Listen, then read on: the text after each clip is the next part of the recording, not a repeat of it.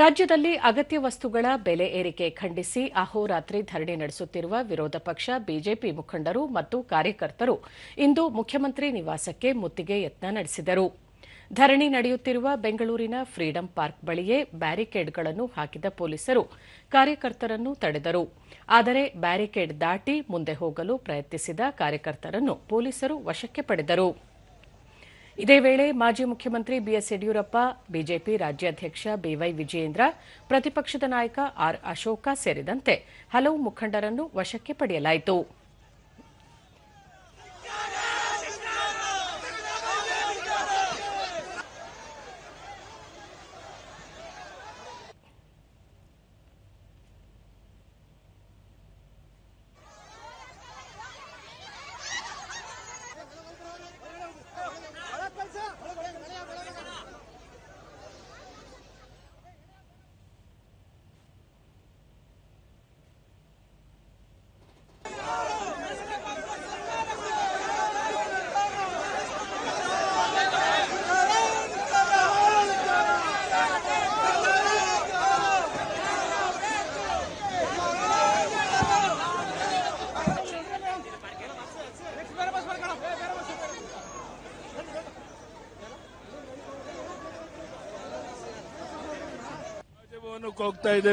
ಈ ಸಂದರ್ಭದಲ್ಲಿ ಮಾತನಾಡಿದ ಬಿಎಸ್ ಯಡಿಯೂರಪ್ಪ, ರಾಜ್ಯ ಸರ್ಕಾರದ ಜನವಿರೋಧಿ ನೀತಿಯನ್ನು ಖಂಡಿಸಿ ನಡೆಸುತ್ತಿರುವ ಪ್ರತಿಭಟನೆಯನ್ನು ಹತ್ತಿಕ್ಕಲು ಪ್ರಯತ್ನಿಸಲಾಗುತ್ತಿದೆ.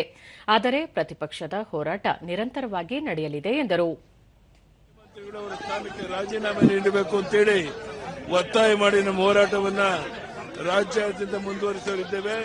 ಈಗ ರಾಜಭವನದ ಮುತ್ತಿಗೆ ಹಾಕೋದಕ್ಕೋಸ್ಕರ ಹೋಗ್ತಾ ಇದ್ದೇವೆ.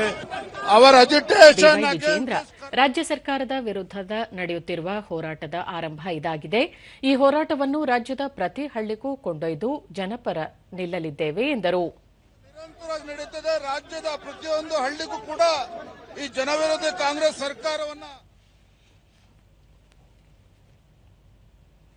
ಸಿಟಿ ರವಿ, ರಾಜ್ಯ ಸರ್ಕಾರ ಅಗತ್ಯ ವಸ್ತುಗಳ ಬೆಲೆ ಏರಿಕೆ ಮಾಡುವ ಮೂಲಕ ಜನವಿರೋಧಿ ನೀತಿ ಅನುಸರಿಸುತ್ತಿದೆ ಎಂದು ಆರೋಪಿಸಿದರು.